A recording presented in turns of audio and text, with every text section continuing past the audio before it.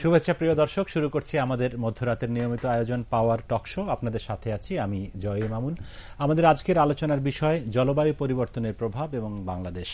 আপনারা জানেন এ মাসের এই শুরুতে প্রায় 2 সপ্তাহ ধরে মরক্কোতে অনুষ্ঠিত হয়ে গেল আন্তর্জাতিক জলবায়ু সম্মেলন, এবং সেই সম্মেলন প্রতি বছরই বাংলাদেশের জন্য খুবই গুরুত্বপূর্ণ হয়ে থাকে, এবং সম্মেলনে বাংলাদেশের মাননীয় প্রধানমন্ত্রীও অংশ নিয়েছিলেন এবং সরকারি বেসরকারি নানা রকম পরিবেশ বিষয়ে কাজ করেন এরকম বিশেষজ্ঞরা সেখানে অংশ নিয়েছেন। সেই সব বিষয়ে কথা বলার জন্য আজকে আমরা 3 জন অতিথিকে স্টুডিওতে আমন্ত্রণ জানিয়েছি। আমার বাঁয়ে রয়েছেন প্রথমেই জাকির হোসেন খান, তিনি senior program manager, climate finance governance, transparency international Bangladesh TIB. আছেন ডক্টর ফজলে রাব্বি, তিনি পরিচালক বাংলাদেশ ক্লাইমেট চেঞ্জ ট্রাস্ট, এবং ডক্টর আতিক রহমান, বিশিষ্ট পরিবেশ বিজ্ঞানী গবেষক এবং নির্বাহী পরিচালক সেন্টার ফর অ্যাডভান্স স্টাডিজ। আপনাদের 3 জনকে অনেক ধন্যবাদ। ডক্টর আতিক রহমান, আপনাকে দিয়ে শুরু করি আলোচনাটি। যে প্রতি বছরই যখন পরিবেশ জলবায়ু সম্মেলন অনুষ্ঠিত হয়, আমরা অনেক প্রত্যাশা নিয়ে সেদিকে তাকিয়ে থাকি, বিশেষ করে যেহেতু আমরা সবাই জানি কম বেশি বাংলাদেশের মানুষ যে বাংলাদেশ খুবই ঝুঁকিপূর্ণ একটি অবস্থার মধ্যে রয়েছে। তো আমি খুব বেশি ভূমিকা না দিয়ে এবারের সম্মেলন প্রসঙ্গে আসতে চাই, যে এবারের সম্মেলনে আপনি মোটা দাগে মানে যদি একটু বলেন যে ওভারঅল কিরকম ছিল এই জলবায়ু সম্মেলন। প্রথমত প্যারিস কনফারেন্স বা এখন যেটাকে প্যারিস এগ্রিমেন্ট বলা হচ্ছে, এটা একটা অদ্ভুত আউটকাম বা অবশেষে যেটা বেরোলো। পৃথিবীর ইতিহাসে এই ধরনের সামগ্রিক এগ্রিমেন্ট খুব কম হয়েছে।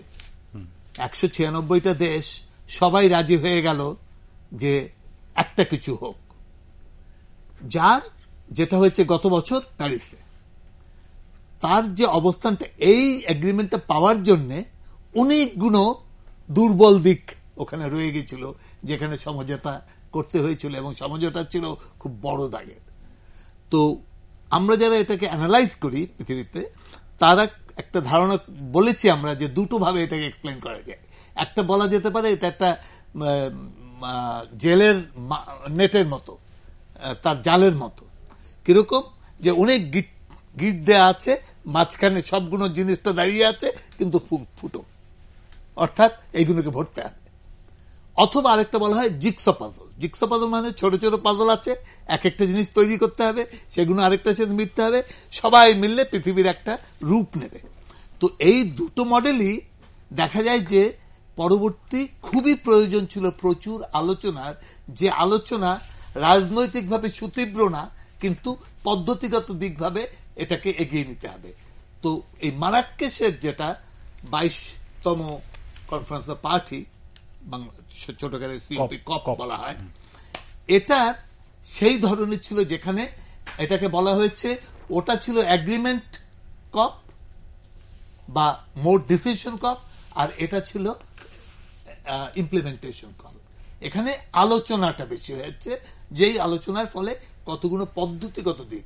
এখন যারা এই প্যারিস এগ্রিমেন্টটা দেখেছেন তারা জানেন যে 21 পৃষ্ঠার একটা প্রথম ডকুমেন্ট হচ্ছে on decisions and make procedures of decision making, আর 12 পৃষ্ঠা হচ্ছে প্যারিস এগ্রিমেন্ট। তার মানে প্রসিজিওর অফ ডিসিশন মেকিং খুব লোডেড ছিল, কারণ এত বললাম যেটা খুব লুজ এগ্রিমেন্ট, অনেকগুলো জিনিস এর মধ্যে পুরো মানে সমাধান করা হয়নি, কিন্তু বলা হচ্ছে অন প্রিন্সিপল উই এগ্রি, এবং সেখানে বড় বড় অনেক কথা বলা হচ্ছে। এটা একটা দিক। দ্বিতীয় কথা হচ্ছে যে আমরা আজকাল যেটাকে সাস্টেনেবল ডেভেলপমেন্ট গোলস বলছি, যেটা আমাদের সহস্রাব্দ গোলের পরবর্তী পর্যায়ে, তার দুটো দিক বলতে হবে। একটা হচ্ছে যে এই সহস্রাব্দ মানে যেটা সাস্টেনেবল ডেভেলপমেন্ট গোল বলা হচ্ছে, সেটা একান্তই সুদূর প্রসারী, পৃথিবীর সবার জন্য। মিলেনিয়াম ডেভেলপমেন্ট গোল ছিল শুধু দরিদ্র দেশের জন্য, আর সাস্টেনেবল ডেভেলপমেন্ট গোল পৃথিবীর সব দেশের জন্য। এবং এখানে বিরাট বড় একটা শক্তিশালী কমিটমেন্ট আছে, যেটাকে বলা হচ্ছে পভার্টি ইরাডিকেশন, যেটা আমরা যারা দারিদ্র নিয়ে কাজ করি তারাও অতটা সাহস পাই না ইরাডিকেশন বলার জন্য, আমরা এলিভিয়েশন বলতাম। এই ইরাডিকেশনের বলার সাহস এখানে লিভ নো ওয়ান আউট, সবাইকে দারিদ্র সীমার নিচে থাকবে না, 6 নম্বরে যেটা আমাদের প্রধানমন্ত্রী ভীষণ গুরুত্বপূর্ণ দায়িত্বে কাজ করছেন, সেটা হচ্ছে ওয়াটার অ্যান্ড স্যানিটেশন। এবং ওয়াটার অ্যান্ড স্যানিটেশন মানে পৃথিবীর কেউ সুপেয় পানি থেকে বঞ্চিত থাকবে না, পৃথিবীর কেউ পয় প্রণালী সুস্পষ্ট সুন্দরভাবে স্বাস্থ্যগতভাবে চলার থেকে বঞ্চিত থাকবে না। এবং গত 2 বছর আগে দুটো হিউম্যান রাইটস এস্টাবলিশড হয়েছে, একটা হচ্ছে সুপেয় পানি পাবার অধিকার, আর একটা হচ্ছে পয় প্রণালী ব্যবহার করার অধিকার। তো এগুলো বড় বড় জিনিস, কিন্তু এই জলবায়ু পরিবর্তনটা 13 নম্বর এসডিজি, অর্থাৎ ওইখানে একটা গ্যাপ দিয়ে এসডিজিটা পাস হয়ে গেছিল। প্যারিস যে সেই গ্যাপটা ভরল, এখন এটা খুব গুরুত্বপূর্ণ। যদি আমরা এসডিজি করতে চাই তাহলে জলবায়ু পরিবর্তনের উপরে বিশেষ গুরুত্ব দিতে হবে, যেটা প্রধানমন্ত্রী হাঙ্গেরিতে গেছেন, তিনি সেখানে সেই বক্তব্য দিয়েছেন। পানির ভেতরেও পানির আলোচনা পৃথিবী বিশ্ব সম্মেলনে তিনি জলবায়ু পরিবর্তনের কথা বলেছেন। তো ব্যাপারটা হচ্ছে বড় মাত্রা এই দিকে। এখন ওখানে কি হলো, ওখানে যে ব্যাপারটা হয়েছে সেটা হচ্ছে প্যারিস এগ্রিমেন্টের যে অ্যাডহক গ্রুপ বা সাধারণভাবে যেটা আলোচনা চলে, সেই আলোচনাটা শুধু প্রসারীভাবে রূপ নিল এবং বলা হলো যে পরবর্তীতে কি হবে। আরেকটা কথা ছিল, আপনারা হয়তো জানেন যে আমাদের প্রধান উদ্দেশ্য পৃথিবীর এখন জলবায়ু পরিবর্তন, যে গ্রিন হাউস গ্যাস যেটা এর উৎস, এটাকে কমাতে হবে। এটা যদি তাপমাত্রা কমাতে হবে, জি, যার ফলে তাপমাত্রা বাড়তো, অর্থাৎ তাপমাত্রা কমিয়ে আনতে হবে, 2 ডিগ্রির নিচে রাখতে হবে, যদি সম্ভব হয় 1.5 ডিগ্রির ভেতরে এটা রাখলে আমরা একটা হয়তো সুস্থ থাকবো না, কিন্তু একটা অস্থিরতার কম অবস্থায় থাকবো। সেটা করতে যে দেখা গেল যে খুবই কঠিন, এবং বিজ্ঞান বলছে যে 3.7 ডিগ্রি নিচে কমানো কঠিন, দ্রুতভাবে আমাদের কমাতে হবে। সেটা যদি না করা হয় তাহলে আমাদের যে অ্যাডাপ্টেশন ডেফিসিট, অ্যাডাপ্টেশনের যে প্রয়োজন, যে খাপ খাইয়ে নেওয়া, সেটা তীব্রভাবে বেড়ে যাবে। সেইটা যদি আমরা ফেল করি, তখন আমাদের বলা হচ্ছে লস অ্যান্ড ড্যামেজ, ক্ষতি এবং তার যে পুষিয়ে নেওয়ার ক্ষমতা, সেইটা আমাদের কমে যাবে। তাহলে এটা, এবং চতুর্থটা হচ্ছে এই 3টে জিনিস যদি সময় মতো না করতে পারি, তাহলে পৃথিবীর বহু লোক ডিসপ্লেসড হবে বা স্থানান্তরিত হবে, উদ্বাস্তু হবে, দেশের ভেতরে হতে পারে, বাইরে হতে পারে, সব মিলিয়ে। তাহলে ব্যাপারটা ভয়ানক। এখন এর মধ্যে যেটা হয়েছে যে এই কপটার আগে, প্যারিস হবার আগেই এটাকে বলা হয়েছিল লস অ্যান্ড ড্যামেজ, এখানে একটা ওয়ার্ক প্ল্যান দেবে, যেটা ওয়ার্ক প্ল্যান বলা হয়, সেটার একটা পদ্ধতিগত, অর্থাৎ সেটাও এগিয়েছে। যদিও একটা কথা বুঝতে হবে যে ফাঁকিটা, শুভঙ্করের ফাঁকিটা রয়ে গেছে প্যারিস এগ্রিমেন্টের ভেতরে। সেখানে শিল্পোন্নত দেশ বলেছেন যে আমরা লস অ্যান্ড ড্যামেজ তোমাদেরকে আলোচনা করতে দিতে পারি, কিন্তু তোমরা কার দোষ সেটা বলতে পারবে না, এবং যার দোষ তার কাছ থেকে ক্ষতিপূরণ চাইতে পারবে না। এই হচ্ছে সামগ্রিক পরিবেশ, যেই ব্যাকগ্রাউন্ডে আলাপ আলোচনা হয়েছে। তবে আলোচনাটা খুব ভালো হয়েছে, একটু স্থিমিত ছিল, মানে প্যারিসের মতো হই হই ব্যাপ ছিল না, 10,000 লোক হয়েছিল। কিন্তু আমার ব্যক্তিগত মতামতে যে মরক্কোর সরকার সেখানে খুব সুন্দরভাবে ব্যবস্থা সমস্ত করেছিলেন, এবং সাধারণ যারা পার্টিসিপেট করেছিল, সরকার, বেসরকারি, বিজ্ঞানী, সবাই মিলে একটা সুস্থ সুচিন্তিত, যে জিনিসটা না বললেই নয়, যে এই সমস্ত আলোচনার পেছনে একটা ভূত ঘুরে বেড়াচ্ছিল। এই ভূতটার নাম হচ্ছে ডোনাল্ড ট্রাম্প। আচ্ছা, সেই আলোচনায় আমরা পরে আসবো। তার আগে আমরা একটু অন্যদের কাছ থেকে শুনতে চাই। জাকির হোসেন খান, আপনারা টিআইবির তরফ থেকে এই যে ফিনান্সের বিষয়টা মনিটর করেন বা কিভাবে কাজ হয়, সেটির স্বচ্ছতা, জবাবদিহিতা, সেই জায়গা থেকে যদি একটু বলেন যে আপনাদের পর্যবেক্ষণ কি? অনেকদিন ধরেই তো এগুলো নিয়ে কথা হচ্ছে, এবং বাংলাদেশ নিজস্ব উদ্যোগে 2টি তহবিল গঠন করেছে এবং সেগুলোর মাধ্যমে আমরা কাজ করছি। সেই জায়গাটাতে যদি আপনাদের পর্যবেক্ষণ। ধন্যবাদ। যেটা ডক্টর আতিক শেষ করলেন, যে জায়গাটা আমাদের যে ভূতের কথাটা আসলো, তো তার প্রেক্ষিতে আমরা বলতে চাই সেটা হলো যে কপের প্রথম যে COP22 প্রথম সপ্তাহটা ছিল, সেটা প্যারিস চুক্তির অনিশ্চয়তা নিয়ে একটা প্রশ্ন দেখা দিচ্ছিল। কারণ আপনারা জানেন যে যুক্তরাষ্ট্রের নবনির্বাচিত প্রেসিডেন্ট, উনি জলবায়ু সংশয়বাদী। আমরা যেটা প্রেক্ষাপটটা ছিল সেটা হলো যে উন্নত বিশ্বের কাছ থেকে যে অর্থায়নের বিষয়টা আসছে, সেটা যুক্তরাষ্ট্র একটা অন্যতম কন্ট্রিবিউশন দিবে। তো সেই জায়গাটায় এসে আমরা তখন যে প্রত্যাশাটা ছিল, যে কোপেনহেগেনে তারা যে প্রত্যাশাটা আমাদের মতো ডেভেলপিং কান্ট্রির জন্য বলেছিল, যে 2013 সাল থেকে এমনভাবে অর্থায়ন করবে যে অর্থায়নটা 2020-এ $100 বিলিয়ন রিচ করবে। তো সেইটার একটা রোডম্যাপ আমরা চেয়েছিলাম, স্পষ্ট রোডম্যাপ। সেখানে আমাদের মতো দেশগুলোর অর্থায়ন যেন স্বচ্ছভাবে হয় এবং সেটা যেন ঋণ না আমরা অনুদান হিসেবে পেতে পারি, সেই ব্যাপারে একটা সুনির্দিষ্ট রূপরেখা আমরা চেয়েছিলাম। সেটা তারা উন্নত দেশগুলো একটা রোডম্যাপ তারা $100 বিলিয়ন ডিক্লেয়ার করেছে। কিন্তু যে প্রশ্নটা আমাদের জন্য বেশি ইম্পর্টেন্ট সেটা হলো সেটা কতখানি স্বচ্ছভাবে দিবে, এবং সেখানে আমাদের মতো দেশগুলো অভিযোজন যেটা আমাদের অগ্রাধিকার, সেখানে আমরা অভিযোজন অগ্রাধিকার আদৌ দেওয়া হবে কিনা সেটা একটা অনেক স্পষ্ট নয়। এবং সেখানে আরো যে বিষয়টি স্পষ্ট নয় সেটা কি আমাদেরকে উন্নয়ন সহায়তার অতিরিক্ত হিসেবে দেওয়া হবে, নাকি ঋণ হিসাবে দেওয়া হবে, নাকি অনুদান হিসাবে দেওয়া হবে। এবং সবচেয়ে বড় কথা হলো যে সুনির্দিষ্ট যে সময়াবদ্ধ যে রূপরেখা আমরা বলছি যে 2020, 2025 এবং 2030 কত অর্থ দেবে, সেখানে কিন্তু আমাদের মতো দেশগুলো সেখানে স্পষ্টভাবে কিন্তু কোনো কিছু বলা হয়নি।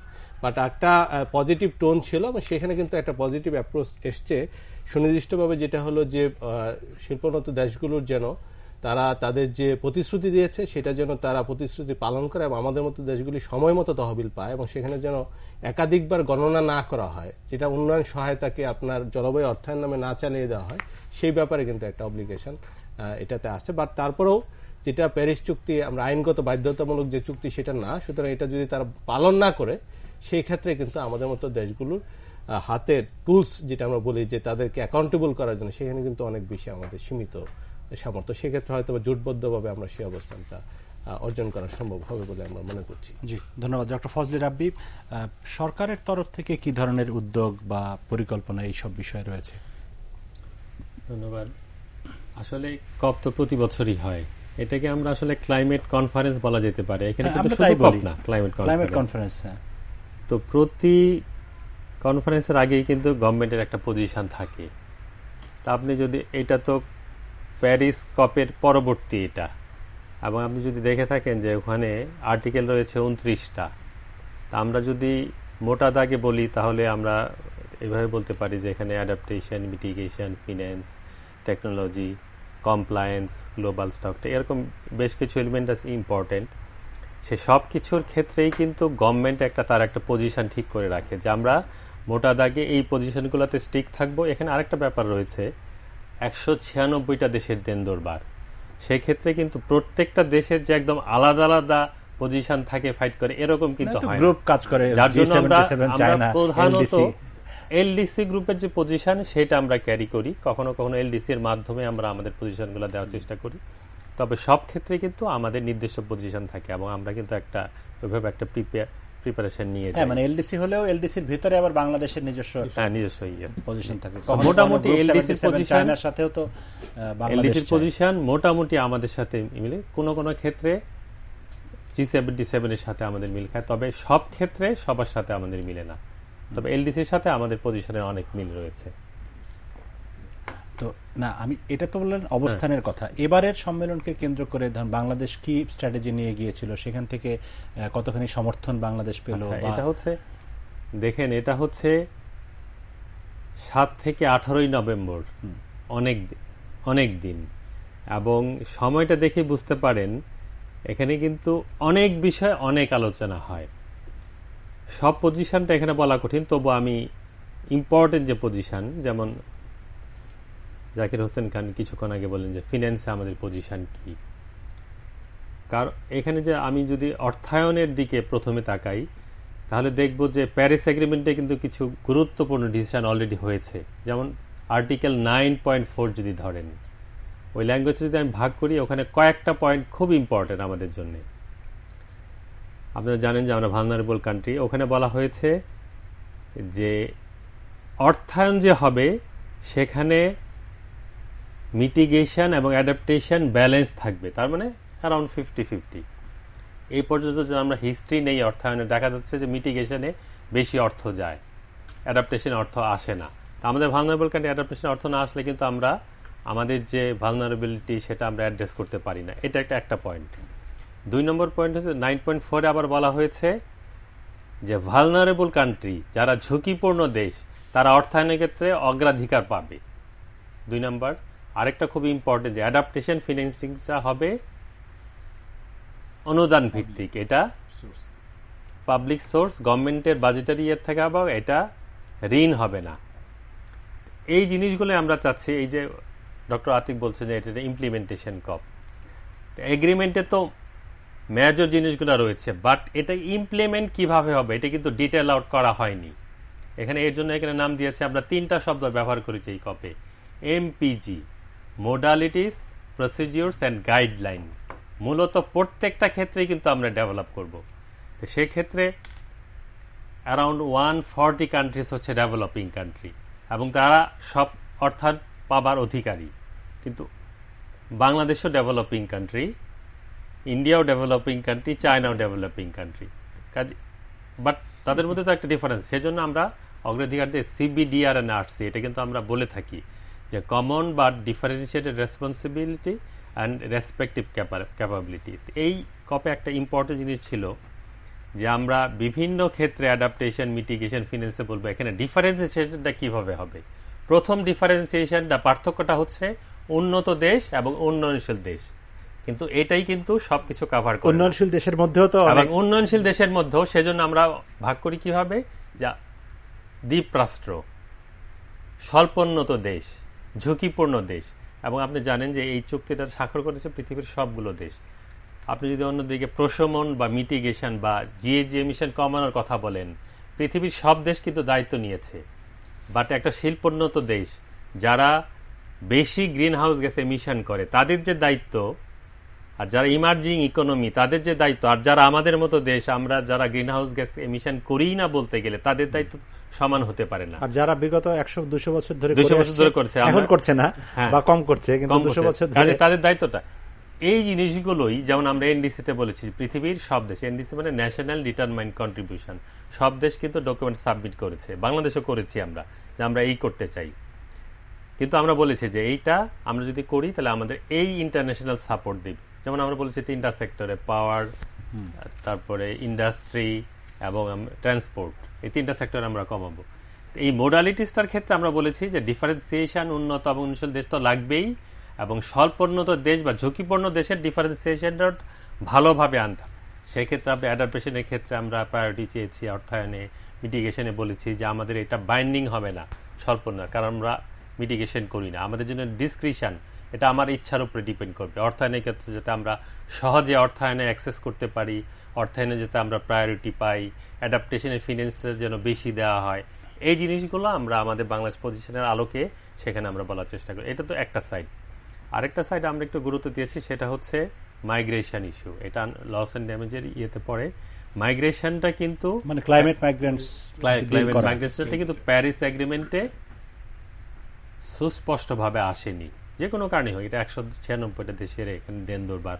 কিন্তু ওখানে একটা জিনিস আছে যে Warsaw International Mechanism of loss and damage, সেটা যে কাজ করবে সেটা প্যারিস এগ্রিমেন্টের আওতায় হয়েছে, এটা স্বীকৃতি দেওয়া হয়েছে।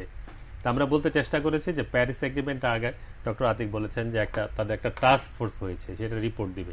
সেখানে আমরা বলার চেষ্টা করছি এই টাস্ক ফোর্সটা যেন মাইগ্রেন্ট ইস্যুটা under climate change and loss and ড্যামেজে এটা ভালোভাবে অ্যাড্রেস করা হয়, এই জিনিসটা আমরা আনার চেষ্টা করি। ধন্যবাদ আপনাকে। আমরা এই পর্যায়ে একটু বিরতিতে যাব, বিরতির পরে আবার কথা বলবো। প্রিয় দর্শক, আমাদের সাথে থাকুন, ফিরছি অল্পক্ষণের মধ্যেই।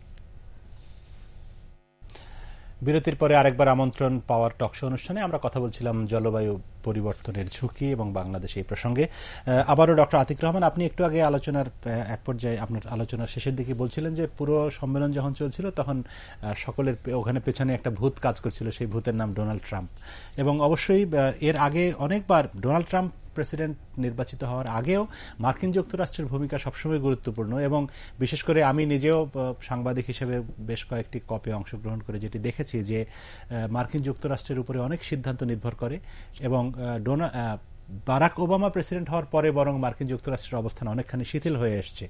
তো সেই জায়গা থেকে এখন ডোনাল্ড ট্রাম্প নির্বাচিত হওয়ায় আপনার সেই ভূত এই জায়গাটি দখল করবে, কিভাবে হবে, এটি নিয়ে কিন্তু আবার নতুন করে বোধহয় ভাবতে হবে। সেই বিষয়টি তো মার্কিন যুক্তরাষ্ট্রের নির্বাচনের পরেও কপ চলেছে, সেখানে নিশ্চয়ই আলোচনাটি উঠেছে। জি, প্রথমত আমরা মারাক্কেশ থেকে আসি। মারাক্কেশে বললাম সব আলোচনার পেছনে আলোচনা ছিল যে মার্কিন যুক্তরাষ্ট্র কিভাবে দৃষ্টিভঙ্গি, যে আলোচনারা আমার এই দুই বন্ধু করলেন, যে সেখানে কে কি দায়িত্ব নেবে, কে কত পয়সা দেবে।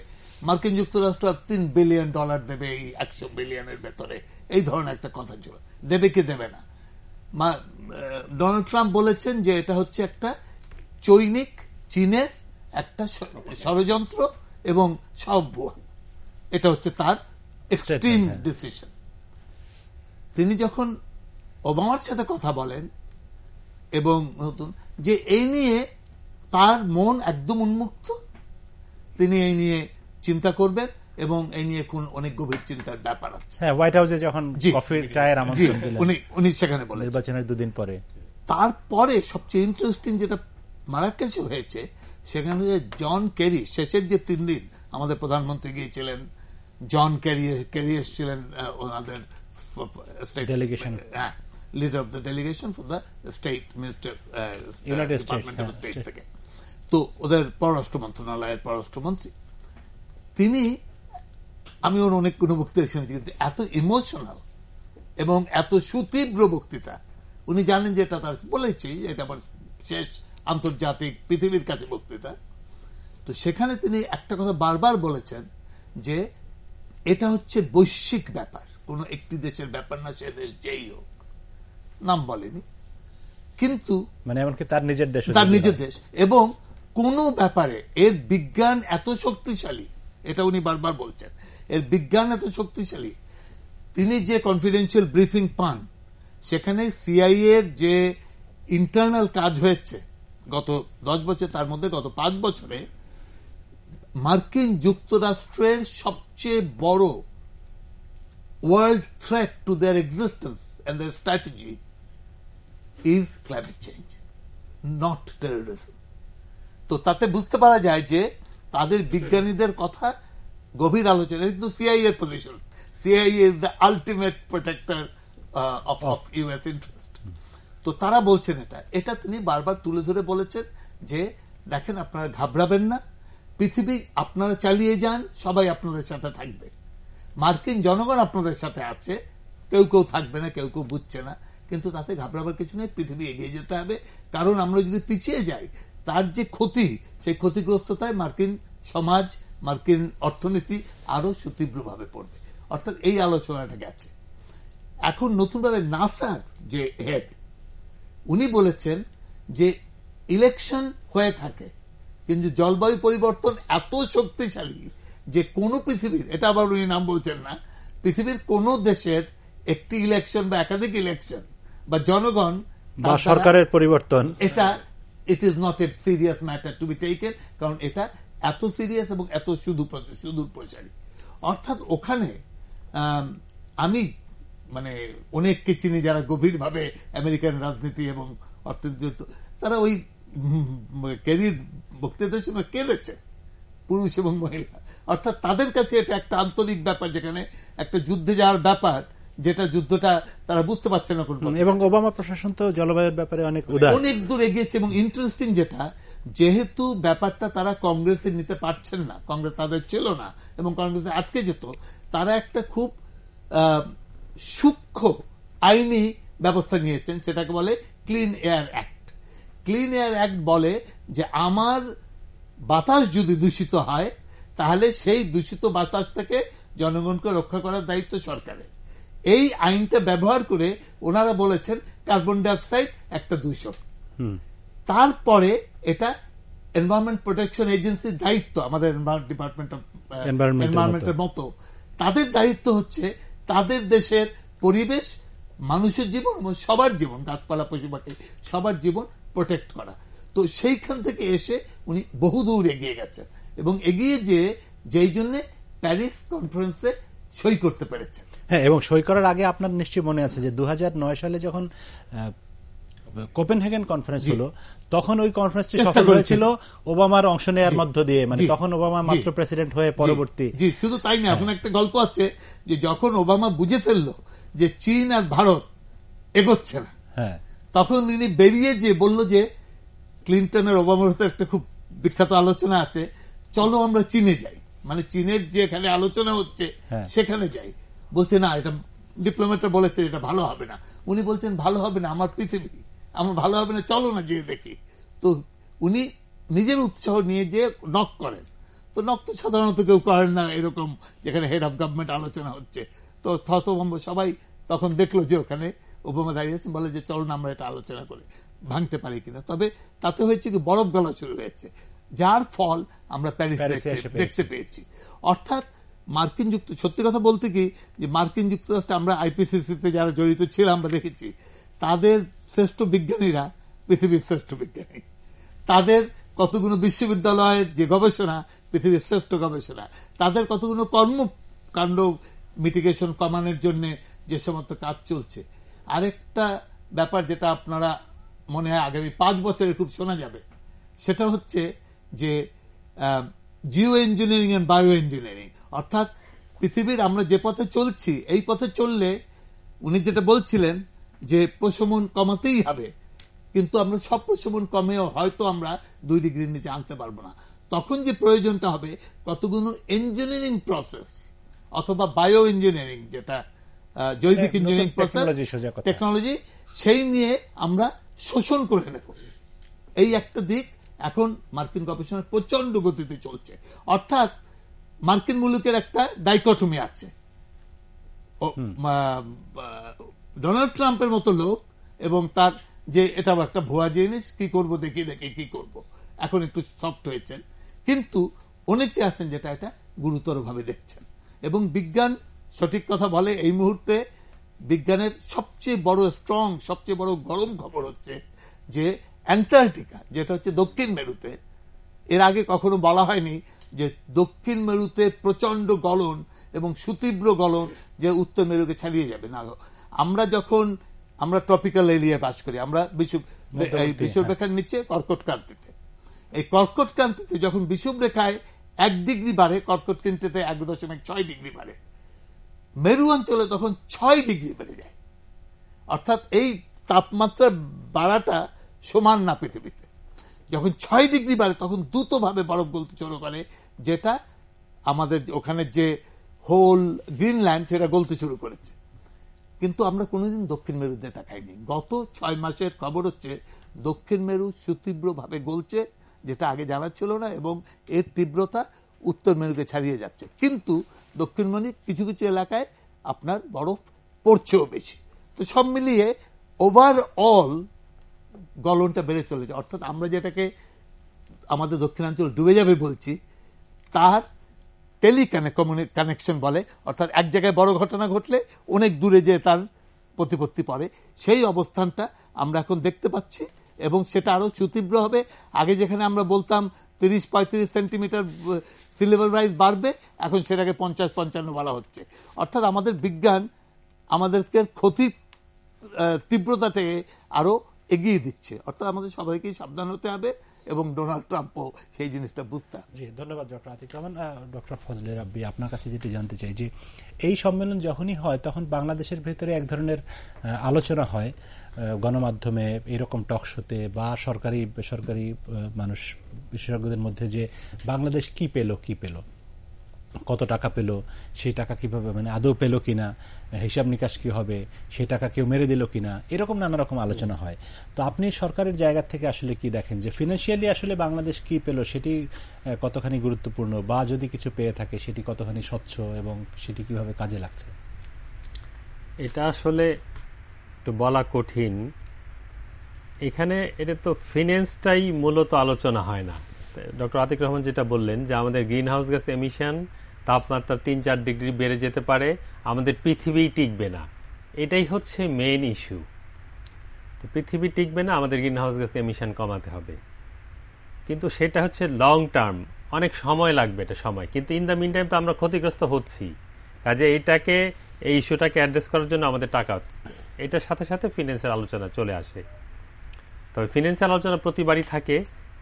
ব্যাপারটা কিন্তু এরকম না যে আলোচনা ওখানে গেলাম টাকা পয়সার ভাগাভাগি, এরকম না। কিন্তু ওখানে ফিন্যান্সিয়াল মেকানিজম কি হবে, কত টাকা জেনারেট হবে, কিভাবে ডিস্ট্রিবিউশন, নীতিমালাগুলো সিলেকশন করা হয়। মূলত ওখানে কিন্তু কোনো প্রজেক্ট সাবমিশন হয় না, কোন প্রজেক্ট ভালো কোন খারাপ। এটা আপনারা জানেন যে কোপেনহেগেন অ্যাকর্ড যে হলো, তারপরে কানকুন এগ্রিমেন্ট হয়েছে, সেখানে কি হয়েছে, গ্রিন ক্লাইমেট ফান্ড, যেমন এই যে উনি বললেন যে ওখানে $3 বিলিয়ন ইউএসএ দেওয়া, ওটাতে দেওয়ার অঙ্গীকার করেছে আর কি। তো সেটাতে অ্যারাউন্ড $10 বিলিয়ন জমা হয়েছে। সেটা কিন্তু আলাদা ইনস্টিটিউশন, তাদের যেমন সামনের মাসে একটা মিটিং আছে, সেখানে কিন্তু বাংলাদেশেরও একটা প্রজেক্ট যাবে। তবে এই যে কপে যেটা আলোচনা হয় যে টাকা পয়সাটা আসবে কোত্থেকে, কে কত দিবে, কিভাবে দিবে, এটা লিগালি বাইন্ডিং হবে কিনা, কেউ একজন প্লেস করলো যে আমি দিব, সে যদি না দেয় তাহলে এটা কমপ্লায়েন্স কি হবে। যেমন এখানে প্যারিস এগ্রিমেন্টে একটা ভালো জিনিস আছে কমপ্লায়েন্সের একটা আর্টিকেল রয়েছে যে বিভিন্ন সময় উন্নত দেশ বলে যে আমরা এত গ্রিন হাউস গ্যাস কমাবো, আমরা এত টাকা অর্থায়ন করব, কিন্তু পরবর্তীতে দেখা যায় এটা কি উন্নয়ন অন্য ওডি এর সাথে মিলিয়ে দেয়, অথবা একই অর্থ দুইবার ঘোষণা করে, অথবা ঘোষণা করার পরে দেয় না, দিলেও যত দেওয়ার কথা তত দেয় না। তো এই জিনিসগুলো যেমন কমপ্লায়েন্স আমরা আলোচনা করি, মেকানিজম কি হবে, কিন্তু যেটা আগে বলছিলাম যে নির্দিষ্টভাবে কোন দেশ কত পাবে, কোন প্রজেক্ট, সেটা কিন্তু এখানে আলোচনা আসে না। কাজে এটা কিন্তু একটা ভুল ধারণা এখানে মূলত আমরা বুঝছি। এটা ভুল ধারণার বিষয় না, মানুষের ভেতরে এই ধারণাটি আছে আর কি। এবং নিশ্চয়ই বাংলাদেশ নিজস্ব তহবিল গঠন করেছে, সেই তহবিলের একটা ব্যয় মানে কাজে লাগছে কোনো না কোনো ভাবে। সেই জায়গাটিতে যদি আমরা একটু আলোচনা করি যে আসলে যে আলোচনাগুলি হচ্ছে গ্রিন ক্লাইমেট ফান্ড, সেখান থেকে কি কোনো অর্থ বাংলাদেশ পেয়েছে প্রজেক্টের এগেইনস্টে বা অন্য কোনো ভাবে? সেটা হচ্ছে গ্রিন অনুদান হিসেবে হোক, ঋণ হিসেবে হোক। সেটা হচ্ছে 2010 সালে গ্রিন ক্লাইমেট ফান্ড হয়েছে। আপনারা জানেন শুরুতে কিন্তু একটা ফান্ডের মেকানিজম অনেক কিছু, তাদের বিভিন্ন criteria, social criteria, fiduciary criteria, অনেক কিছু করতে 2015 সাল থেকে তারা কিন্তু প্রজেক্টের এগেইনস্টে টাকা দেওয়া শুরু করে। এই পর্যন্ত আমি বললাম যে $10 বিলিয়ন জেনারেট হয়েছে, এই পর্যন্ত $1.2 বিলিয়ন প্রজেক্ট অ্যাপ্রুভাল হয়েছে অলরেডি। তা বাংলাদেশে একটা প্রজেক্ট সাবমিট করেছিল, এটা এলজিইডি করেছে, ওখানে আমরা 40 মিলিয়ন গ্র্যান্ট অলরেডি ডিসিশন হয়েছে, অনুমোদন হয়েছে অলরেডি, অনুমোদন হয়েছে। আপনারা জানেন যে লিগ্যাল প্রসিডিওরগুলো একটু সময় লাগে, যেমন ওইটা ইমপ্লিমেন্ট করবে কেএফডব্লিউ।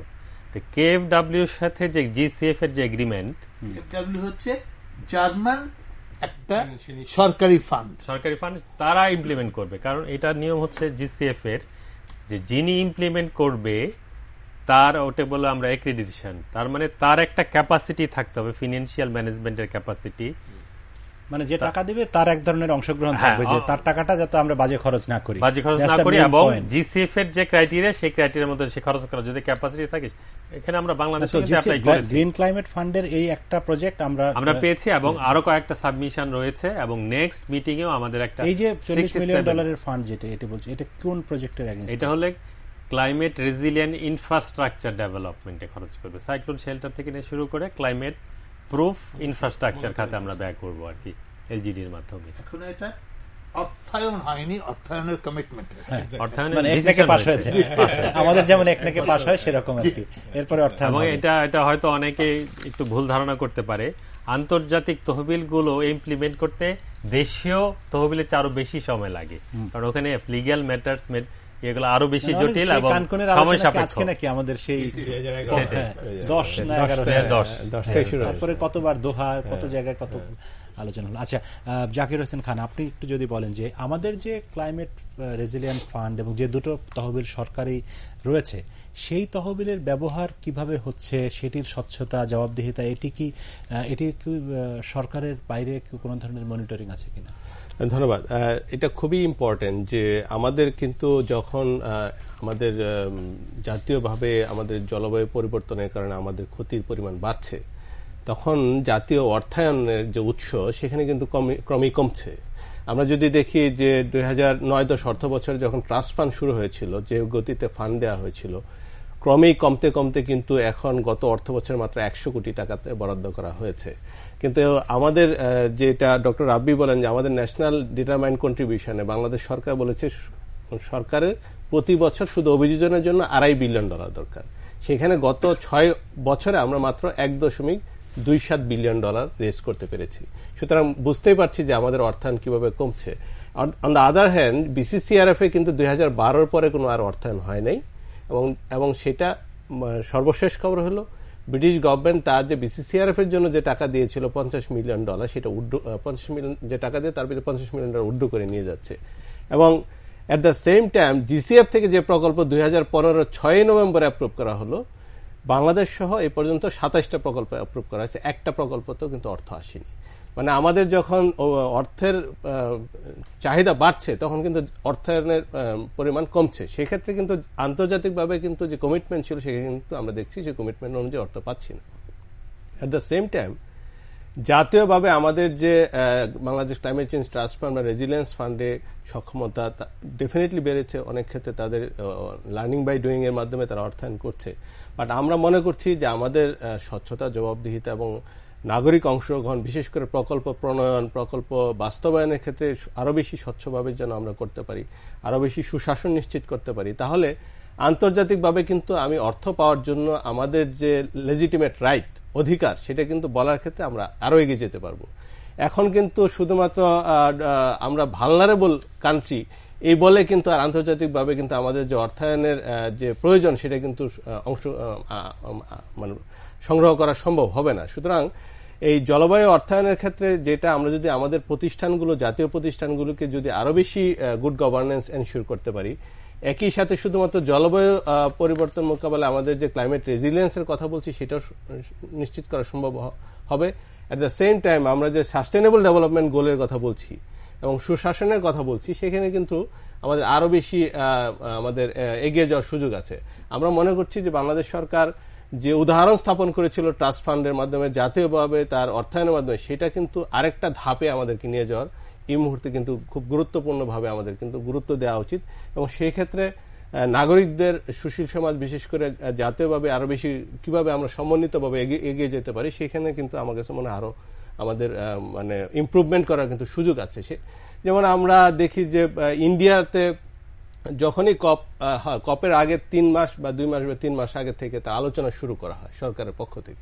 তো সেটা কিন্তু আমাদের এখন, যেটা ডক্টর রাব্বি বললেন যে আমাদের এই প্যারিস এগ্রিমেন্ট বাস্তবায়নের জন্য আমাদের মোডালিটিস প্রণয়ন করতে হবে, আমাদের কার্যপদ্ধতি প্রণয়ন করতে হবে। এখনই কিন্তু এটা বিভিন্ন ইস্যু ভিত্তিক কিন্তু থেমেটিক গ্রুপটা করে দেওয়া উচিত, যে ফাইন্যান্সের জন্য ন্যাশনালি গভর্নমেন্টকে হেল্প করবে এই টেকনিক্যাল কমিটি, গ্রিন হাউস আদার আমাদের মিটিগেশনের জন্য, অ্যাডাপ্টেশনের জন্য এই ধরনের কমিটি, এগুলোকে যত বেশি আমি অংশগ্রহণমূলক করতে পারবো এবং যত বেশি এটা আমরা নিজ থেকে, মানে নাগরিকদের কাছ থেকে আমরা যদি তাদের কথাগুলি নিয়ে আমরা যদি করতে পারি, তাহলে কিন্তু আমাদের যে অরিজিনালি যে আমাদের যে নাগরিক অংশগ্রহণমূলক আমরা যে নীতি নির্ধারণী চাই, সেটা কিন্তু করা সম্ভব হবে।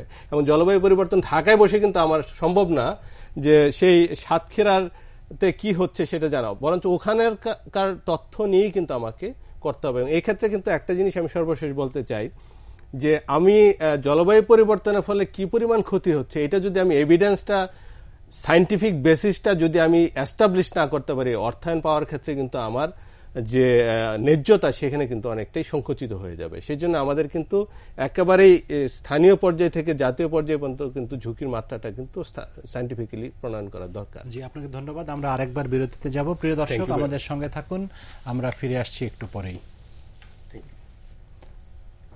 বিরতির পরে আরেকবার আমন্ত্রণ জানাচ্ছি পাওয়ার টকশো অনুষ্ঠানে। আমরা কথা বলছিলাম জলবায়ু পরিবর্তনের প্রভাব প্রসঙ্গে। আমরা মোটামুটি শেষ দিকে চলে এসেছি অনুষ্ঠানের। আপনি জাকির হোসেন কথা বলছিলেন, আপনার কথার মাঝখানেই আমি আপনাকে থামিয়েছিলাম বলতে গেলে। আরেকটু প্রশ্ন আপনাকে করে শেষ করতে চাই, সেটি হচ্ছে যে আমরা আসলে কি করছি। আমাদের যে নিজস্ব তহবিল, যেটি আপনি বলছিলেন যে আমরা জানি সবাই যে জলবায়ু পরিবর্তন রেজিলিয়েন্স ফান্ড একটি আর ট্রাস্ট ফান্ড একটি, দুটি নিজস্ব তহবিল, এটি আমরা কিভাবে ব্যবহার করছি? এবং এই কম বেশি পত্রপত্রিকায় আমরা কিন্তু এই ফান্ডের অপব্যবহার বা এর মধ্যে দুর্নীতি, এইসব বিষয়েও আমরা কম বেশি অভিযোগ পেয়েছি। সেক্ষেত্রে আপনারা টিআইবির থেকে যে ধরনের কাজকর্ম করেন, সেগুলি তো আপনাদের দায়িত্বের মধ্যে পড়ে এই জায়গাটি মনিটর করার, সেটি আপনারা কতখানি করছেন? ধন্যবাদ। আমাদের অ্যাকচুয়ালি টিআইবির পক্ষ থেকে আমরা 2011 সাল থেকে যখন স্টাডিটা শুরু করি, তখন থেকে আমরা বলার যেটা চেষ্টা করছি সেটা হলো যে ভালনারেবল কান্ট্রি হিসেবে আমরা যখনই কোনো ধরনের প্রয়োজন বা জলবায়ু অর্থায়নের প্রয়োজন পড়বে, তখনই কিন্তু আমাদের স্বচ্ছতার বিষয়টি এসে যাবে। এবং আপনার প্যারিস চুক্তিতে সুনির্দিষ্টভাবে কিন্তু স্বচ্ছতা কাঠামো একটা উল্লেখ করা হয়েছে এবং সেখানে কিন্তু বলা হয়েছে যে এবার বিশেষ করে প্যারিস চুক্তির 7.5 ধারায় কিন্তু বলা হয়েছে যে আমাদের মতো উন্নয়নশীল দেশে যখনই আমরা কোনো ধরনের জলবায়ু অভিযোজনের কার্যক্রম করব, সেখানে কিন্তু অবশ্যই স্বচ্ছ হতে হবে, নাগরিক অংশগ্রহণমূলক হতে হবে, জেন্ডার সংবেদনশীল হতে হবে এবং সর্বোপরি সেখানকার স্থানীয় যে টেকসই উন্নয়ন এবং পরিবেশগত শুদ্ধাচার কিন্তু নিশ্চিত করতে হবে।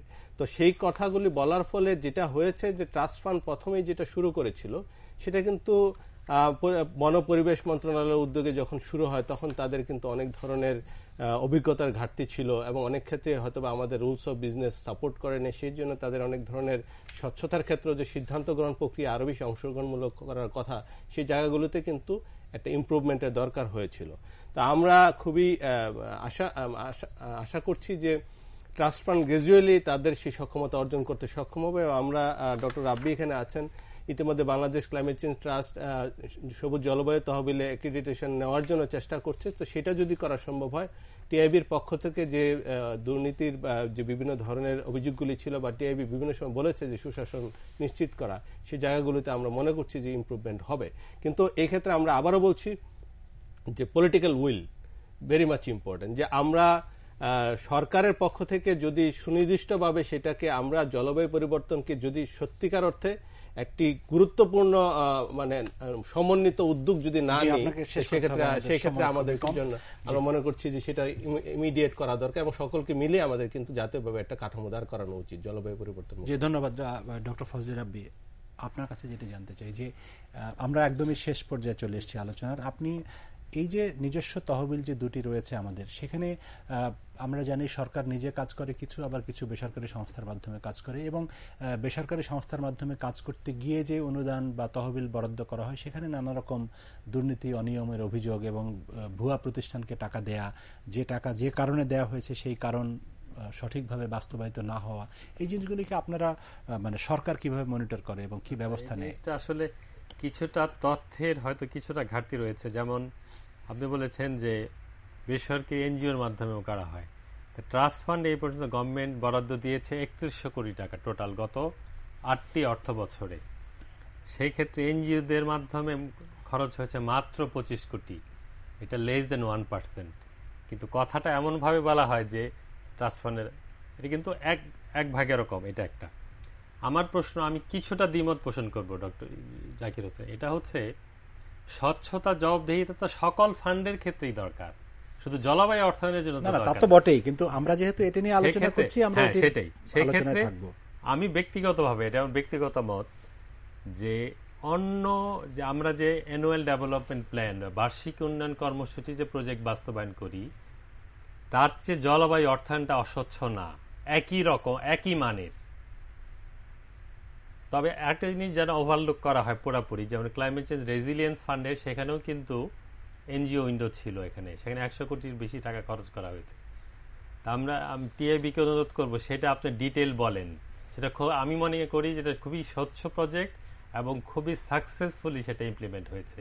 কাজে হ্যাঁ, একটা কাজ করতে গেলে যেমন খারাপ দিক ভালো দিক থাকে, আমরা যেন খারাপ ভালো দুইটাই যেন হাইলাইট করি, সো দ্যাট মানুষ কেন দুইটাই যেন জানতে পারে। কি আপনি বলতে পারেন 30 সেকেন্ডে যে কি ধরনের কাজ আমরা করছি এই টাকা দিয়ে? ওই টাকা দিয়ে আসলে এটা প্রধানত অ্যাডাপ্টেশন বা জলবায়ু অভিযোজনমূলক কাজ করছি। তবে আমরা মিটিগেশন প্রশমনের কিছু কাজ করি। অভিযোজনমূলক কাজ মূলত আমরা ওয়াটার সেক্টরে বিভিন্ন, আপনি ড্রেনেজ সিস্টেম বলেন, এমবেঙ্কমেন্ট, তারপরে রেজিস্ট্যান্ট ভ্যারাইটি ডিসিমিনেট করা, তারপরে হচ্ছে বিভিন্ন ধরনের অ্যাওয়ারনেসের কাজ কম আছে, মূলত ইনফ্রাস্ট্রাকচারের কাজ আমাদের সবচেয়ে বেশি। ধন্যবাদ ডক্টর আতিক রহমান। আমরা আপনাকে দিয়ে শেষ করতে চাই আলোচনা। এই যে আমরা যে আলোচনাটি শুনলাম ডক্টর রাব্বির কাছ থেকে, যে আমরা এখন এই সব কাজ ধরেন এমব্যাঙ্কমেন্ট তৈরি করছি বা আরো জলবায়ু সহনশীল শস্য উৎপাদন কিভাবে বাড়ানো যায় বা এইসব বিষয় নিয়ে তো মোটামুটি কাজগুলি হয়। তো এই কাজগুলি কতখানি আন্তর্জাতিকভাবে স্বীকৃতি পাচ্ছে বা আন্তর্জাতিক ফোরামে এগুলি আমরা যথাযথভাবে তুলে ধরতে পারছি কিনা, অথবা ধরেন যে বরিশালে ভাসমান সবজি চাষ হচ্ছে, সেটিও একটি বড় অ্যাডাপ্টেশন। এই বিষয়গুলিকে আমরা মানে আমাদের কাজগুলি আন্তর্জাতিক মহলে কতখানি স্বীকৃত হচ্ছে, নাকি আমরা শুধু টাকা দাও করছি? না, আমার মনে হয় টাকা দাও করার ফেজ চলে গেছে। আমাদের এখন কাজ দেখাতে হবে। বাংলাদেশের একটা জিনিস সুস্পষ্টভাবে বুঝতে হবে, আমাদের যে অভিযোজনের কথা বলা হচ্ছে, শতকরা 70 থেকে 90% অভিযোজন করছে সাধারণ মানুষ, যে কোনো পয়সা পাচ্ছে না, যারা এনজিও না, যে সমুদ্রের পাড়ে তার 2 হাত, পরিবারের 5 জন 10টা হাত, তার মাটিকে, তার যে ঘরের মেঝে তাকে উঁচু করতে হবে, কারণ যে সুতীব্র উত্থাপন যেটা হচ্ছে, জল উঠে আসছে, বিশেষ করে পূর্ণিমার সময়, বড় পূর্ণিমা যেটা, তখন পানি জোয়ারটা সবচেয়ে বড় হয়। 3 দিনের জন্য তার লবণাক্ত পানি তার ঘরে ওঠে, তাকে উঁচু করতে হচ্ছে, তার জীবনের অভিজ্ঞতা, কেউ তাকে বলে দিচ্ছে না, তিনি জীবন দিয়ে জানেন, এর পিছনে বিজ্ঞান সমস্ত কিছু আছে। তাকে যদি জিজ্ঞেস করি ভাই জীবন কেমন আপনার, বলে কেমন যেন সবাই উলে গেছে, অর্থাৎ তার জীবন উত্থান পতন হচ্ছে, এলোমেলো হয়ে যাচ্ছে। তো এইখানে তার জীবনের সঙ্গে তিনি নড়ে যাচ্ছেন, তাকে যতটুকু সহায়তা আমরা করতে পারি ততই মঙ্গল। সেখান থেকে জ্ঞান আহরণ, আপনি যে কথা বাসমান সবজির কথা বললেন, এটা একটা পদ্ধতি যেটা 200 বছরের উপরে আমাদের দেশে আছে, সাধারণ মানুষের পদ্ধতি। আমরা এটা শুরু করেছি মানুষের কাছে নিয়ে আসার। জ্ঞান আমাদের না, জ্ঞান সাধারণ মানুষের। আমরা যেটা করেছি সেই জ্ঞানটাকে, ওটা 6 মাইল 7 মাইল দূরে, যেখানে বন্যা আগে ছিল না, অতটা লবণাক্ত পানি ছিল না, সেখানে চলে এসছে। তখন ওই 6 মাইল এটা ট্রাভেল করছিল না, জ্ঞানটা ওখানে থমকে গিয়েছিল। ওই 6 মাইল 10 মাইল আমরা দূরে নিয়ে এসেছি, এখন এটা চারিদিক ছড়িয়ে গেছে। পৃথিবীটা গ্রহণ করেছে, হ্যাঁ পৃথিবী, ইউনেস্কো এটাকে একটা বিশেষ হেরিটেজ সম্মান দিয়েছে। তো করছে না তা না, এটা কিন্তু সাধারণ মানুষের জ্ঞান। অর্থাৎ সেই জ্ঞানটাকে এখন আমাদের কোথায় যেতে হবে, আমরা বলছি নাপা বা national adaptation plan of action, সেখান থেকে ভবিষ্যতে একটা ন্যাপ করা হবে, ন্যাশনাল অ্যাডাপ্টেশন। আমরা যেটা Bangladesh climate change strategy action plan বলি, তার যে অ্যাডাপ্টেশন পার্টটা আরো সুদূর প্রচারী, আরো শক্তিশালী করতে হবে। এখন যেটা প্রয়োজন, যেটা ওনারা ইঙ্গিত দিয়েছেন স্পষ্ট, সেটাকে বলা হচ্ছে LAPA, local adaptation plan of action. এটা কি উপজেলা পর্যায়ে করব, ইউনিয়ন পর্যায়ে করব, না গ্রাম পর্যায়ে করব, কোথায় টাকাটা আসবে, কে টাকাটা খরচ করবে, তাকে আমি কি 2 কোটি টাকা দিয়ে কাজ করাবার মতো বিশ্বাস করতে পারি? তাকে কি সেই জ্ঞান দেওয়া হচ্ছে? অর্থাৎ আমার উপজেলা সিস্টেম বলেন, আমার স্থানীয় সরকারকে সমূহভাবে শক্তিশালী করতে হবে, যেন স্থানীয় সরকার, জনগণ, এনজিও, ওখানকার যারা